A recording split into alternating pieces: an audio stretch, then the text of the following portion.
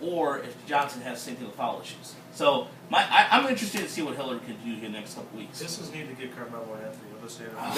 No, man, no. They need that shooter. Or Kevin Love. Come on. Chemistry out the window. Could you imagine Jackson Jennings, yes. Carmelo starting? I'm going to throw a question. I'm going to throw a question out of left field. I've been thinking about this for a couple of weeks. You're around the team a lot. Any way Dan Van Gundy season ends, steps down as head coach, just says I want to be president, and brings in Scotty Brooks? No way in hell. Sorry. It's a lot of work, man. It's a lot of, president, head coach. Yeah. President coach. I don't know. I hadn't thought that would be something he might consider, but yeah. It just kind of, you just never know. Maybe he just wants to be president and just, Yeah. bring in this guy. I guess I could see that someday. Yeah. Stan's a good coach. Yeah, I don't give up the reins. Maybe, like maybe, you never know. He might have been with cahoots with Boris. Let me get the foundation in order for you. I'll coach him, and then one day I just want to be president. Because he's very outspoken, too, as a coach. And, I mean, some of the comments he makes, especially what happened over in Cleveland and everything like that, I think he is, a lot of people respect him for saying what he feels and everything, but I can see your angle with that, Freddie. He might get tired of that. He might just want to be get away from the media. Just get his brother was the same way. Yeah. Yeah. So, yeah. Something out of left field. No, that's a good angle to approach it as, because the guy's outspoken. As a GM, you kind of be not hide it, but he could be like, hey, I'm the GM. Thibodeau's out there too. Yeah. Another good coach, Yeah. I can't believe I like them both. Yeah, I love it. I think it was just the players who know. Players, Pistons playing tonight against the Pacers. That's a 7 o'clock tip for you. The big thing going on as well, before we get to the Super Bowl, Wings talk a little bit. Wings, Jimmy Howard struggling against Florida. The Panthers, first place. It's kind of weird to sit there and think. You want to apologize to Matt Derry right now? Yeah, D's, sorry about the clicks to pick. Jimmy Howard was disgusting. Oh, good God. But he called it. Larkin scored 2 goals. You didn't call that, and that was that's okay. That's okay. Real quick, we're just gonna quickly what the Wings are doing right now this week. They've struggled out of the gate against the All-Star game. They got a 5-game homestand. Yeah, they are. They've only won 3 games out of the last 9. They're 3-5-1, and they're holding 4th in the Atlantic. So they're just got a 1-point lead over in the wild card, and a lot of Wings fans are just doing this. Oh, the whole. And the That's sky's an actual falling. quote too, right? Oh, You sound like that. the whole sky's That's about falling. right. The whole sky's falling. Just a lot of whining and everything. And this is a young team, guys. And this is what pisses me off as just a person who's a casual hockey fan.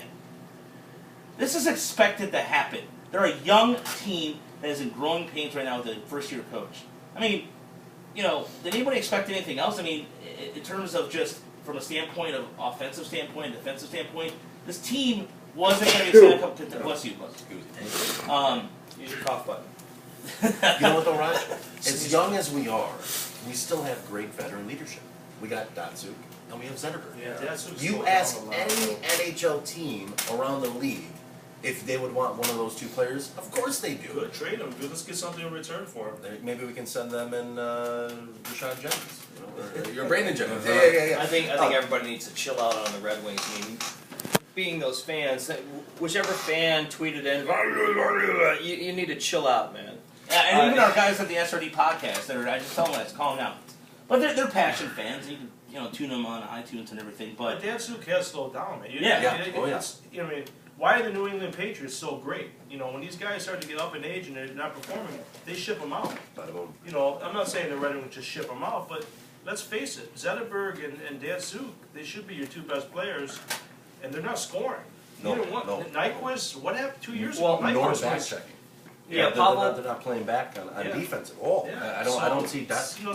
Datsuk won the Lady Bing, or not Lady Bing. What's the defense? Yeah, Lady Bing. The Selkie. The Selkie, you mean? Yeah, but his back checking is gone. It's non-existent. He might still be hurt. They're just not That saying is true. That is true. And a part of me wants to say, like, well, save it for the playoffs, but we gotta make the playoffs, man. I mean, we're staring Florida in the face right now. The friggin' Florida Panthers are having disgusting. Both teams down there in the southern Thanks, Boss Ross on that, by the way. Boss Ross chiming in with what it was. Boss Ross. Boss Ross, yeah. I like it. If that's my buddy Adam, he's a good man. No, it's the Red Wings. I think are actually okay. I mean, you brought up the point, Raj, that they are a young team. Yeah, but the thing is, the Wings have a little bit of a goaltending problem right now. Boss Ross says good morning. Oh yeah, absolutely. We'll tell him. Yeah, absolutely. Boss Ross is one of the better DJs you'll find, by the way. Not Boss Hog. Oh no, Boss Ross. Okay. No, Boss Ross. Anyway, the Red Wings have a goaltending issue, and that's your backup goaltender. I don't think they want to go into the playoffs with Jimmy Howard struggling. You got Thomas McCollum ready to go down there in Grand Rapids. I don't know if Blashill's going to want to throw him in the fire in the second half of the season. Can't do anything. So you can't do it. So the thing is, again, Pavel Datsyuk said it, you need more scoring. So the Wings are going to have to go out and get a scorer. The only other thing that I have an issue of is the defense right now is playing horrid. And I brought it up last show. I called out, fellow pilot Danny DeKaiser, who's having a good season. But the problem is that Danny has to be the star on defense, along with, Brendan Smith is driving me absolutely crazy back there on defense as well. DeKaiser's not a number one defenser. He's not even a top He line is your defenseman. future. No, you don't understand. He's your biggest defenseman. He's your future. He is he's got to play a lot better on when him and Brendan Smith are just absolutely just making me balder than I have to be. What's the text? Joe, by the way, Joe from Ann Arbor says, we just talked Jim Harbaugh the whole show, or talk Michigan football, talk how great Jim Harbaugh is. No. But I just don't. When they beat Ohio State. When they beat Ohio, yeah, exactly. And Michigan State. When the punter can hold on to a ball, we'll talk about it. No, but really, honestly, I think the Wings are going to be just fine as long as they can go out and get some scoring. They're not going to win. When they went down 3-0 to Florida, I said the game was over because they don't have the scoring, and Pavel Datsyuk's absolutely right about that. If you look at the score was, 6-3 was the final? Yep. But it was 3-2 at a point. Well, it was 3-2 at a point thanks to Dylan Larkin, playing his freaking tail off, scoring against Roberto Luongo, which was kind of funny. Because, I can't believe he's still in the league. Yeah, exactly, But anyway, there you go. I think the by the way, Larkin also scored on Luongo with Yager on the ice. But -1. There you go. No, I think the Wings are in trouble. And Dan and Pete, they are. They're missing Cronwall. Our defense is shambles. And if we're relying, Cronwall is. If you ask hockey people around the league, they don't even think Cronwall's a #1 defenseman. He's really, yeah, he's not. So you got kind of a bad mix of dynamics here. A first-year head coach, even though he knows a lot of these players from Grand Rapids, there's still a learning curve for him.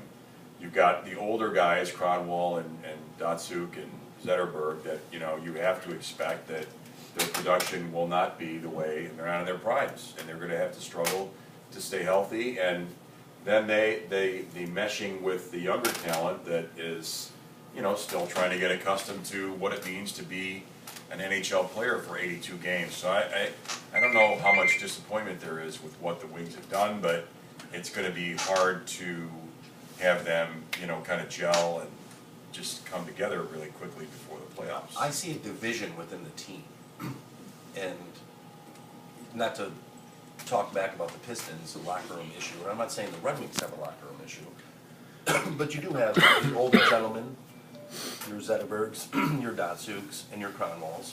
Cronwall's not there, and then you have the younger generation.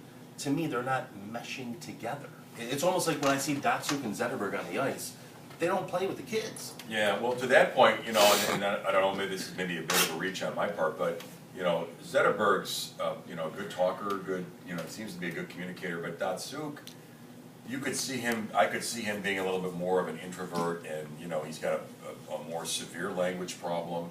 Maybe that impacts the dynamic in the locker room of how, Pavel or Hank or, whatever, are they, how do they work with the younger kids? It seems to me, though, that the players on the Red Wings, if you ask them to a man who they like to be on the ice with, the younger kids, Datsyuk. Yeah. Because Datsyuk will find you. You got to have your head in a swivel with him on the ice. Zetterberg, to me, he wears the captain, or he wears the C on his jersey. I don't see that right now. I don't see the leadership from Zetterberg. I don't, but really, before we get to the Super Bowl, the one thing that I think is missing, I've seen this on Twitter, and I've seen this, and this is becoming a trend among everywhere else, analytics, guys. There's a lack of analytics. I mean, baseball has analytics. Even basketball, plus and minus is a thing. Plus and minus has always been there for the NHL, but there's not enough emphasis on analytics. And I mean, I'm not going to, this is not my original point, but I've just seen enough data to go and realize that there's not enough of that in the wings. There's not a kind of like Al Avila or Avila, depends on how you want to say it, wants to focus more on the analytics. And he's hired a lot more people. There used to be one guy, now there's 4 for the Tigers. Maybe the Wings need to kind of look at things from an analytical point of view as well. I think it's totally lacking. And again, I've seen this on Twitter. I've seen this on a couple websites too as well. It's missing. And I think that is a big part of it. If you watch enough hockey, data-driven stuff, it's all doing in basketball, it's going on in football with the RFID tags and all that technology. There's a lot of technology, and it's starting to kind of creep into the NHL a little bit. And I think the Wings are missing that a little bit. Joe's asking why Mrazek's not playing more games. He's pointing out Bishop and Luongo played 12 games in a row and played more back-to-backs. Well, Mrazek did, to be fair, was starting almost every game before the All-Star break, so I think they're just trying to maybe showcase Jimmy Howard and kick around the tires a little bit, see what he has. Maybe I think the mental thing with Jimmy Howard, period. I mean, even there's always people. There's even fans that say, well, they play different in front of Jimmy Howard than they do Mrazek, and I can't help but wonder that a little bit. Well, Go ahead. Well, I read the article, I think it was yesterday, in the news or Free Press, whatever. Jimmy Howard complaining about not getting puck luck in that. And to me, that's a goalie that's saying, I need to see more pucks. I need to be on the ice. Well, you know what, Jimmy? You got to stop stuff. You're not the best goalie on our team. But he was, in fairness, he was the best goalie. It's sometimes it's kind of hard to swallow that someone's taking your job. For sure.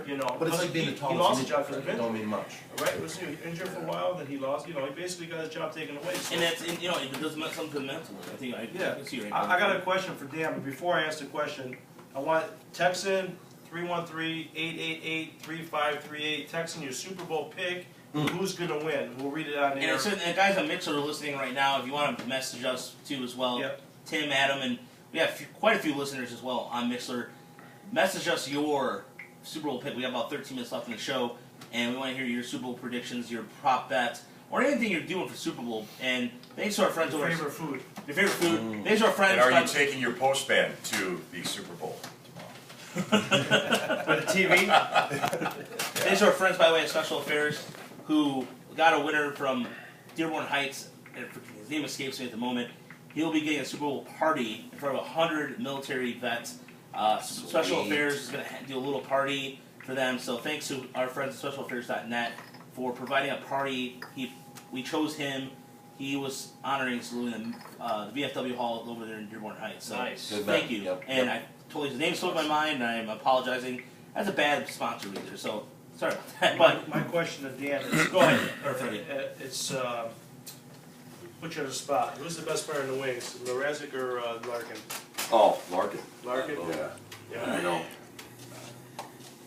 Can you remember a talent like Larkin at all? Steve Eiserman and Dominic Hasek, maybe in the making? Yeah. I go with the either Hasek one. because they're both in check, Yeah, right. You could go. I mean, different positions, but yeah, same high level Yeah, same player. tier. Yeah. What Larkin kind of too. prop bets are you looking at, Freddie? Not to skip ahead. To Oh, the no, Super Bowl. yeah, go ahead. It's a perfect segue there. They got the one with the national anthem. They're gonna sing over 145 or under 145. Here's the thing, though. If I'm the national anthem singer, I'm putting money on myself. Right. You You know, want to how- control that. Bada boom! Yeah, I know, I'm sweet thinking- Jesus. I Or s- Beyonce shoes or whatever. I'm I mean, thinking come on. Vegas is gonna call Lady Gaga and say, "Listen, we got more bets on the over, so go under." Real Yeah, quick, there you Tim. go. Yeah, there you you go. know, Yeah, yep. Tim Cook had a comment too that I like that. This is a different perspective. That Arca reminds me of Joe Sakic, but just faster. Oh, there you go. That is a good comparison. Nice job, Timmy. Yes. Tiny. Yeah. Fantastic. That's a good one. I like that. But looking at the Super Bowl prop bets, Dan, in your house, do you have any traditions Super Bowl wise, or you just kind of sit and watch a game?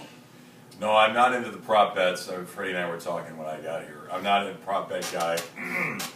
as long as the food spread is good and the TV and the satellite is working properly, the Super Bowl comes off pretty good. So, Who's your pick? well.